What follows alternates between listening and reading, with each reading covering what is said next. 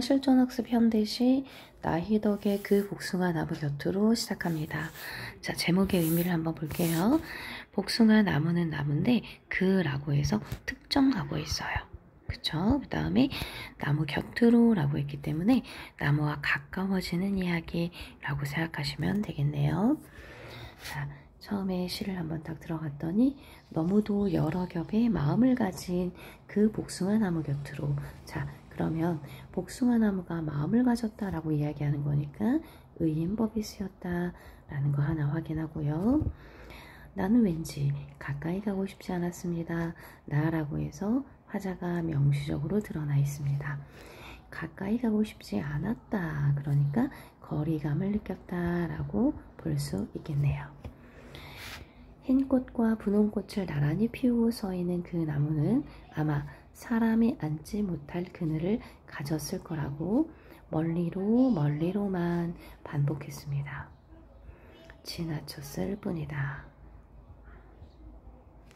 그러면 지금 내가 복숭아 나무에게 거리감을 갖게 된 건 뭐 때문이냐면 흰 꽃과 분홍 꽃을 나란히 피우고 서 있어서 사람이 앉지 못할 그늘을 가졌을 거라고 생각했기 때문에, 그래서 내가 그 복숭아 나무에 대해서 가지고 있는 어떤 편견과 선입견 때문에 나는 거리를 두었습니다 라는 의미예요.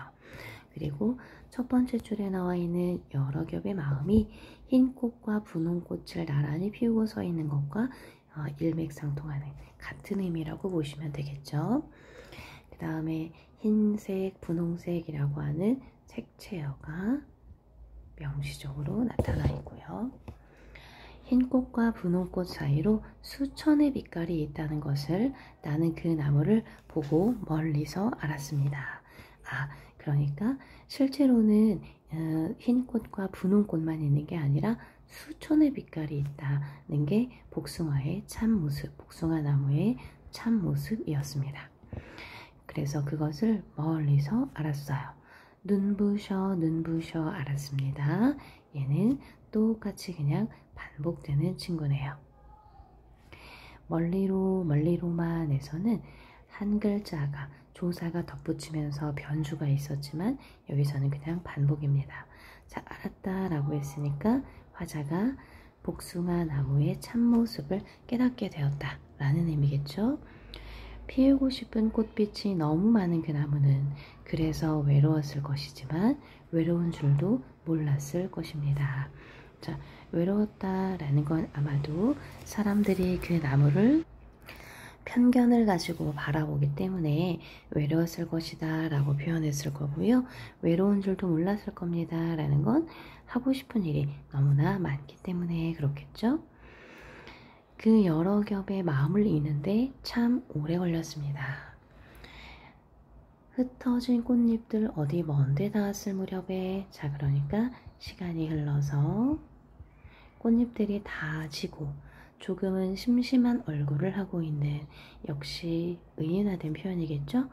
그 복숭아 나무 그늘에서, 자, 그늘이라는 건 내가 그 나무의 곁으로 다가갔다는 거죠. 그러니까 거리감이 매우 좁혀진 겁니다. 나무 아래로 들어와 가만히 들었습니다. 저녁이 오는 소리를. 일단 이렇게 도치가 일어났고요. 그 다음에 가만히 들었습니다. 저녁이 오는 소리. 아마도 이 저녁이 오는 소리라고 하는 것은 내가 복숭아 나무의 참 모습을 깨닫고 그 나무를 공감하고 이해하게 된 것. 이 공감과 이해의 어떤 성숙한 시간, 성숙의 시간이라고 볼 수 있을 겁니다. 자, 이 시는 나희덕 시인의 어떤 개인적인 삶과도 관련이 있을 것 같은데요. 이 시인은 어린 시절에 부모님이 고아원을 운영하시면서 그 고아원에서 다른 친구들과 똑같은 그런 삶을 살았다고 합니다. 그러니까 나는 부모가 있는데도 부모님이 나의 부모님이 아니라 모든 아주 많은 친구들에게 부모님을 나눠야 하는 그런 어떤 아픔이나 또는 상처가 있었는데, 이 나무를, 복숭아 나무를 부모님이라고 생각을 하면 처음에는 너무나 여러 겹의 마음을 가진 것 같아서 어떤 서운함이나 또는 슬픔이 있었다면 그것이 수천의 빛깔, 그러니까 모든 소외받는 사람들을 다 사랑하는 그 마음을 알게 되면서 어떤 깨달음에 이르게 되었다라고 해석할 수도 있을 것 같아요. 자, 문태준 시인의 가재미라는 제목의 시는요, 원래는 가자미라고 하는 납작한 그 물고기를 방언으로 가재미라고 부릅니다. 이거는 경상도 방언인데요, 그 납작한 물고기를 떠올리시면 됩니다. 이 시 역시 문태준 시인의 개인적인 경험이 들어가 있는데, 문태준 시인의 큰어머니가 암투병을 하시면서 어떤 병원에서 치료받는 과정에서 그 어머니의 죽음을 맞이하면서 그 슬픔을 시로 나타냈다라고 이야기합니다. 김천의로원 6인실 302호라고 하는 매우 구체적이고 아주 사실적인 공간적 배경이 드러나면서 시의 어떤 사실감이 훨씬 더 높아지죠. 산소 마스크를 쓰고 암투견 중인 그녀가 누워있다. 그녀가 이 시에서는 중심 대상입니다. 바닥에 바짝 엎드린 가재미처럼 그녀가 누워있다. 비유고요. 가재미가 보조관념, 원관념은 그녀인데요. 이 두 대상 간의 공통점은 바닥에 납작하게 엎드려 있는 모습입니다. 나는 그녀의 옆에 나란히 한 마리의 가재미로 눕는다. 자, 그녀에게 어떤 공감과 위로를 건네기 위해서 그녀 옆에 똑같은 모습으로 누워봅니다. 역시 비유적 표현이고요. 현재형 어미가 눈에 띕니다. 가재미가 가재미에게 눈길을 건네자. 자, 즉 내가 그녀에게 눈길을 건네자 그녀가 울컥 눈물을 쏟아낸다. 한쪽 눈이 다른 한쪽 눈으로 올마붙은 야윈 그녀가 운다. 이거는 가자미라고 하는 그 물고기의 모습인데요. 그 물고기의 모습과 그 다음에 이 그녀의 모습이 이렇게 유사하다라고 생각을 해서 표현한 거겠죠. 운다, 쏟아낸다. 역시 전부 현재형 어미를 쓰고 있어요. 그녀는 죽음만을 보고 있고, 즉 죽음을 눈앞에 두고 있습니다. 나는 그녀가 살아온 파랑 같은 날들을 보고 있다. 나는 그녀가 살아온 파랑이라는 거는 파도예요. 파도 같은 어떤 물결 같은 날들을 보고 있습니다. 좌우를 흔들며 살던 그녀의 물속 삶을 나는 떠올린다. 그녀의 오솔길이며 그 길에 도단하던 대낮의 뻐꾸기 소리며, 자, 뻐꾸기 소리 청각적 심상이죠. 가늘은 국수를 삶던 저녁이며 흑담조차 없었던 그녀의 누대의 가게를 떠올린다.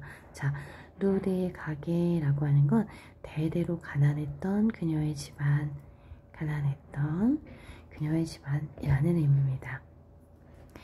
두 다리는 서서히 멀어져 가랑해지고 폭설을 견디지 못하는 나뭇가지처럼 비웁니다. 등뼈가 구부정해지던 그 어느 겨울날을 생각한다. 자, 그녀가 등뼈가 구부정해졌습니다. 어떤 그녀의 늙음, 그녀의 노년의 모습을 이야기하는 거죠. 숨소리가 느릅나무 껍질처럼 점점 거칠어져 간다. 역시 비유입니다. 이 시에서는 비유를 아주 많이 쓰고 있는데요. 비유를 통해서 어떤 대상의 구체적인 특징을 짐작할 수 있게 합니다. 나는 그녀가 죽음 바깥의 세상을 이제 볼 수 없다는 것을 안다. 죽음이 바로 눈앞에 있기 때문에 그 이상의 것을 떠올릴 수 없는 상황입니다. 한쪽 눈이 다른 쪽 눈으로 캄캄하게 쏠려버렸다는 것을 안다. 자, 문장의 구조가 같죠. 통사 구조의 반복으로 볼 수 있습니다. 나는 다만 좌우를 흔들며 헤엄쳐가 그녀의 물속에 나란히 눕는다. 그녀의 물속이라고 하는 거 역시 비유적인 표현일 거고요. 그녀의 삶 속에서 그녀와 교감하고자 하는 의도입니다. 산소호흡기로 들이마신 물을 마른 내 몸 위에 그녀가 가만히 적셔준다. 자, 그녀가 어떤 산소 호흡기를 통해 호흡을 하면서 생명을 유지하고 있어요. 그 유지하고 있는 생명을 통해 나를 그녀가 또 위로하려고 합니다. 서로에 대한 연민과 위로, 따뜻한 마음을 느낄 수 있습니다. 문제풀이로 가보겠습니다. 자, 적절한 걸 골라보세요. 자, 어구의 반복 많이 나왔던 거 기억하시죠? 나머지는 딱히 점검할 필요 없겠습니다. 적절하지 않은 것은 자, 3번이고요. 화자가 복숭아 나무의 마음을 되돌리는 게 아니죠. 화자가 복숭아 나무에 대한 자신의 마음을 거리감이 있었던 것에서 좁히는 과정으로 변화되는 것이니까 자, 나머지들을 전부 다 확인하셔야 됩니다. 자, 17번에 적절하지 않은 것은 입니다. 자, 보기의 내용이 아주 중요한데요. 시적 화자와 대상 간의 미적 거리. 자, 가시에서는 복숭아 나무고요. 나시에서는 그녀가 될 겁니다. 감각적 인식에 머물러 있을 때 비교적 먼 상태이고, 그 다음에 정서적 반응이나 교감, 관념적 의미 부여 등이 이루어질 때 가까워지게 된다. 자, 무슨 뜻이냐면 감각적 인식이라고 하는 것은 어떤 대상을 보거나 또는 만지거나 듣거나 감각적으로 인식할 때, 이때는 누구나 할 수 있는 거기 때문에 가까운 상태라고 볼 수는 없어요.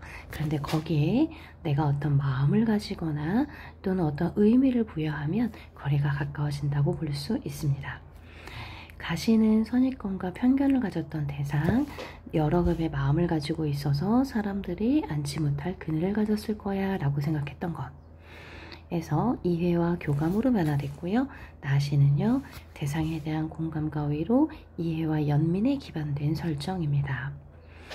자, 그러면 일단 17번의 정답은 틀린 것은 2번. 멀리로 지나치다 수천의 빛깔이 있음을 멀리서 알았다 라는 것은 복숭아 나무의 참 모습을 알았다 라는 의미였습니다.